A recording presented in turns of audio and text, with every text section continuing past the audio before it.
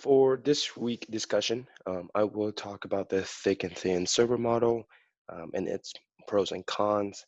And then lastly, I will discuss about the server side and the client side scripting architecture. So first, I will talk about the definition of a thin client.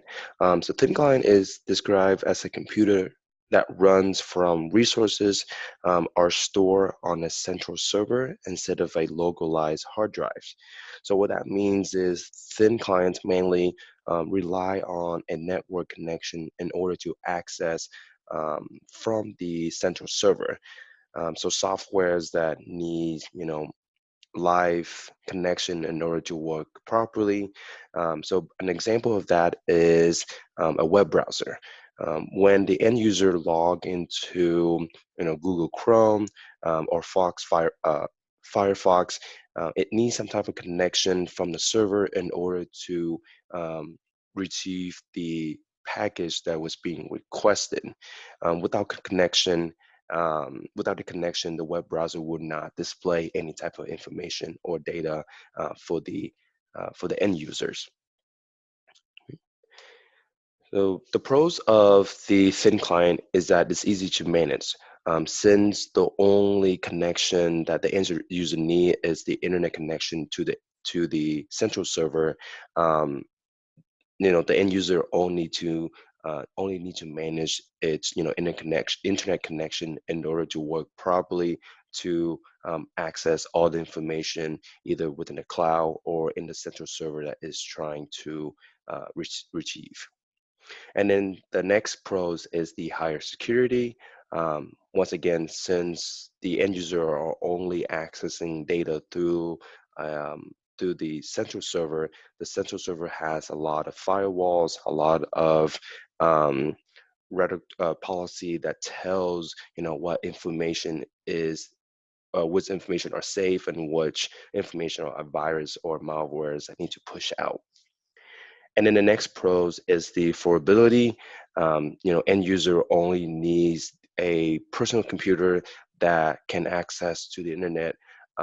Then they can go anywhere and access to the central server anytime they want.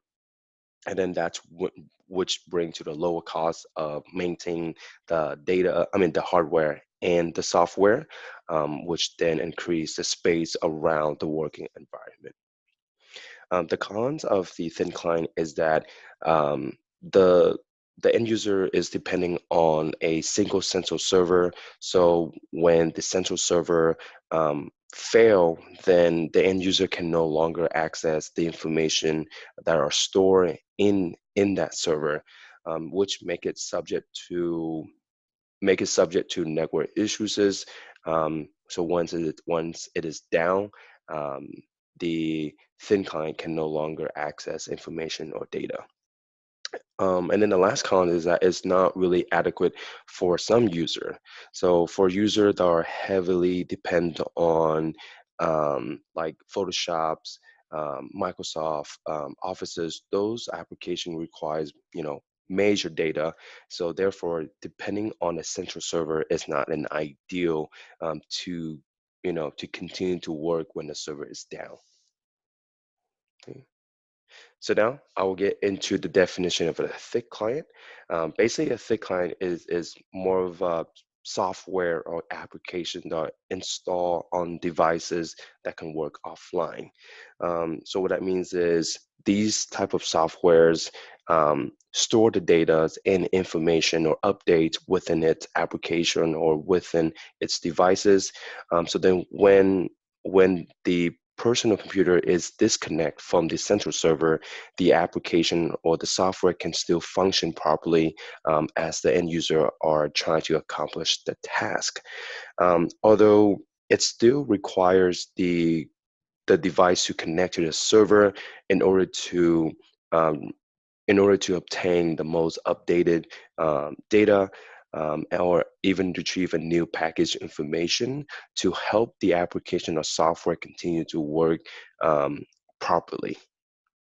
So those examples such as like Photoshop, Microsoft Offices, and then any offline gaming out there, it's an example of a thick client. It's because once it's been installed onto a end user device, it only needs new information in order to maintain and keep up with the newest information that are awaiting on the central server. The pros of the thick client is that the ability to have local storage to help end user access those data anytime. So, when the user want to use Microsoft, they don't need an internet connection in order to open up the application.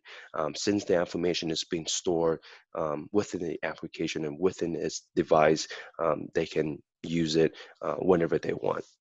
And so that makes the program and data the program and data processing very efficient. And then the ability to work offline is a major pro to a thick client.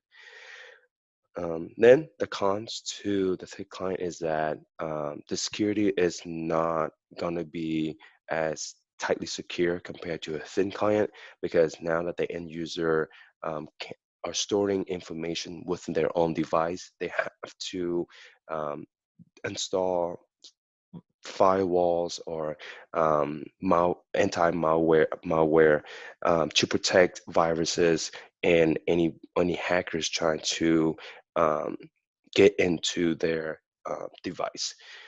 Then the next con is the resources. Since the end user can, function the application and software offline, if they don't connect back to the central server, those applications going to be very limited on the resources in order to improve its workflow or functionality in that software. Then, which makes it the hardware and software maintenance um, very strictly. You have to have a high hard drive storage, a high RAM, and even a graphic card in order to make these applications work properly in this device. And then that's what brings the cost effective to very high for those end user are using a click client model. And now I'm gonna get into the role of the server side. The server side, it is described as a technique of programming for producing the code which can run software on the server side. So those operations such as customization of a website content are performed at the server end.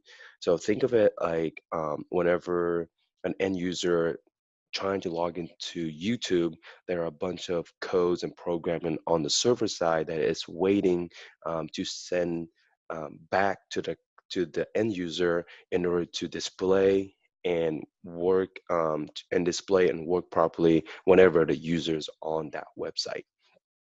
So the programming language usually involved with Python, C#, Java, and C++.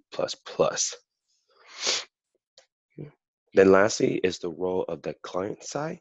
The client side is the form to generate a code that can run on a client end without needing the server side processing. So these type of scripts are usually placed inside an HTML document. So client side, now you're on a YouTube website.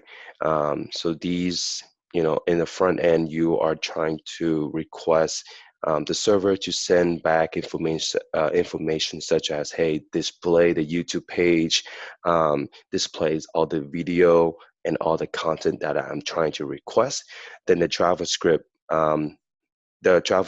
request will send to the server, and then be able to tell the server that, hey, this end user is trying to click on a video, trying to scroll down the video. Then the server send back a package that allow the user to move around the website smoothly and not create any lags behind it.